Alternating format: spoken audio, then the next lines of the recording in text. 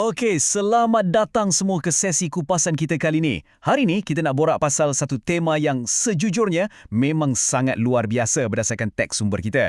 Kita akan tengok bagaimana ketetapan ilahi dan perundangan Islam ni sebenarnya kalau kita amati betul-betul, ia menyediakan satu kerangka penstabil untuk kita tempuh pelbagai ujian terbesar manusia. Dari ujian yang kecil dan rapat dengan kita macam kehidupan peribadu dan keluarga, sampailah ke tahap makro yang babitkan kelangsungan hidup sebuah tamadun. Kita akan lihat sama-sama macam mana peraturan ini wujud, bukan untuk sekat kebebasan kita, tapi sebenarnya nak melindungi kita. Okey, jom kita selami benda ni. Roadmap kita hari ni ada 5. Kita akan bermula dengan hukum ujian, lepas tu kita masuk ke panduan perkahwinan, diikuti dengan perceraian dan iddah, kemudian kita bincang sikit pasal solat waktu krisis sebelum kita tutup dengan satu pertempuran epik antara Talut dan Jalut. Masuk ke bahagian pertama, hukum ujian. Untuk faham benda ni, kita kena set satu asas yang kukuh dulu. Teks sumber kita mendedahkan premis utama bahawa syurga tu tak akan dapat dicapai tanpa melalui ujian.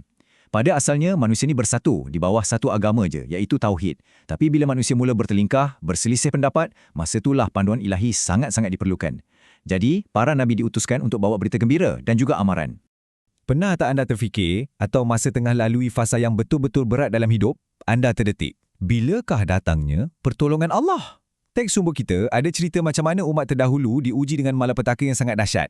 Ujian tu teruk sangat sampaikan Rasul dan orang-orang beriman masa tu pun mengeluh dengan soalan yang sama. Tapi kat sinilah Ibnu Kathir bagi satu pencerahan yang sangat melegakan. Beliau tegaskan yang pertolongan Allah tu sebenarnya sentiasa dekat bagi mereka yang kekal bersabar. Tapi kan, apa yang buat ujian ni bertambah susah semestinya pesona duniawi inilah. Kehidupan dunia ni selalu dihiasi cantik, nampak sangat menawan bagi mereka yang tak beriman, sampai ada masa mereka pandang rendah dan pelekehkan orang yang beriman. Padahal, realiti ke akhirat nanti totally berbeza. Kedudukan orang yang bertakwa ni akan diangkat jauh lebih tinggi berbanding mereka yang terpedaya dengan kilauan dunia yang sekejap ni. Okey, sekarang kita beralih ke bahagian kedua. Ujian di peringkat mikro yang pertama kita, garis panduan perkahwinan Islam. Segala peraturan ilahi dalam hal ni direka khas untuk lindungi unit paling asas dalam masyarakat, iaitu keluarga. Bila sebut keluarga, of course bermula dengan pilih pasangan. Sumber kita terangkan dengan sangat jelas pasal larangan mutlak berkahwin dengan golongan musyrik atau penyembah berhala selagi diorang tak beriman.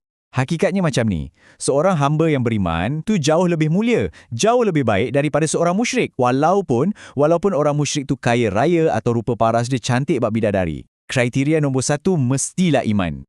Dan ini bawa kita kepada satu poin yang menggambarkan betapa cantiknya Islam mengendalikan isu keintiman suami isteri. Menggunakan metafora harth atau isteri tu ibarat ladang. Ibnu Kathir explain yang ayat ni turun untuk pecahkan mitos dan pantang larang pelik kaum Yahudi pada zaman tu. Islam bawa pendekatan yang mengangkat rasa hormat dalam hubungan intim. Suami dibenarkan mendatangi isteri dari arah mana pun asalkan pada tempat yang hak atau secara fizikalnya sah dan halal. Bila dah kahwin, ada anak pula kan? Tempoh penyusuan bayi yang paling sempurna ditetapkan selama 2 tahun. Apa yang menarik kat sini ialah check and balance dia. Memanglah ibu tu yang menyusukan bayi, tapi si bapa ada tanggungjawab kewangan yang sangat ketat. Bapa wajib sediakan rezeki, makanan dan pakaian untuk si ibu mengikut kemampuannya. Nampak tak? Beban pun tak diletak atas bahu seorang je. Masuk ke bahagian ketiga. Fasa ni lebih rumit sikit, iaitu hukum perceraian dan iddah. Satu poin penting nak kena ingat kat sini, undang-undang yang ketat ni wujud bukan nak menghukum sesiapa, tapi sebagai safety net atau pencegahan dari berlakunya kezaliman. Ia wujud untuk pastikan semua orang dapat keadilan walaupun rumah tangga tu dah tak dapat diselamatkan. Mari kita tengok details dia sikit. Iddah tu, tempoh menunggu, bagi wanita diceraikan ialah 3 kali suci. Untuk ila pula, maksudnya suami yang bersumpah tak nak sentuh isteri dia, limit maksimum adalah 4 bulan je. Kalau lebih, automatik jatuh talak. Lepas tu, Islam hadkan talak yang boleh dirujuk tu kepada 2 kali je. Kenapa? Sebab tak nak bagi ruang kat suami permainkan isteri, gantung tak bertali secara emosi. Kalau berlaku talak ketiga, that's it. Tak boleh rujuk balik. Melainkan bekas isteri tu betul-betul kahwin dengan lelaki lain secara sah dan bukannya kahwin kontrak macam Cina buta yang dilaknat tu ya. Matlamat utama dia, simple. Sama ada pegang isteri dengan cara yang baik atau lepaskan dia tanpa sebarang penindasan. Tapi, macam mana pula untuk balu yang kematian suami? Tempoh iddah dia ditetapkan exactly 4 bulan dan 10 hari. Waktu berkabung ni, Islam gariskan satu sempadan rasa hormat yang sangat tinggi. Orang lelaki di luar sana tak boleh suka-suka hati meminang balu tu secara direct. Nak sampaikan niat pun cuma boleh pakai kiasan halus je. Ini semua untuk jaga hati dan emosi si balu serta keluarga arwah yang tengah bersedih. Ada satu lagi konsep keadilan yang dipanggil mut'ah. Kalau isteri tu diceraikan sebelum sempat bersama dan mahar pun belum ditetapkan lagi masa tu, suami wajib bagi mut'ah. Ia macam satu hadiah sagu hati mengikut kemampuan suami. Ini sekali lagi tekan balik poin utama kita tadi, kalau terpaksa berpisah, berpisahlah dengan ihsan dan adil dari segi kewangan. Jangan sampai ada yang teraniaya. Okey, dari undang-undang keluarga, kita zoom out sekejap ke bahagian keempat, kelangsungan hidup satu-satu komuniti. Macam mana kita nak pertahankan iman bila nyawa kita sendiri diancam bahaya? Kat sinilah pentingnya kewajipan solat pada waktu kritikal. Teks kita ada highlight perintah yang sangat tegas untuk memelihara solat, lebih-lebih lagi solat wusta atau solat pertengahan. Merujuk pada hadis-hadis sahih, Ibnu Katsir kata, solat wusta ni sebenarnya merujuk pada solat asar. Dan beliau siat kaitkan benda ni spesifik dengan peristiwa Perang Khandaq. Maksudnya, betapa pentingnya solat ni sampaikan ia dipesan secara direct di tengah-tengah situasi perang dan ketakutan yang amat sangat. Tapi kat sini jugalah kita nampak kelonggaran dan fleksibiliti Islam waktu kecemasan. Bayangkan kalau waktu biasa kita wajib solat menghadap kiblat. Berdiri elok-elok kan? Tapi bila darurat, contohnya waktu perang, ada yang dipanggil solat khauf. Solat ni boleh dibuat sambil berjalan kaki atau tengah menunggang kuda nak lari dari musuh pun boleh dan tak semestinya menghadap kiblat. Kelonggaran macam ni buktikan yang connection kita dengan Tuhan tu takkan terputus walau seteruk mana pun keadaan. Okey, tarik nafas sikit. Kita masuk ke bahagian kelima dan terakhir kita. Ujian berskala makro. Ini satu cerita epik sejarah yang sangat dramatis. Talut menentang Jalut.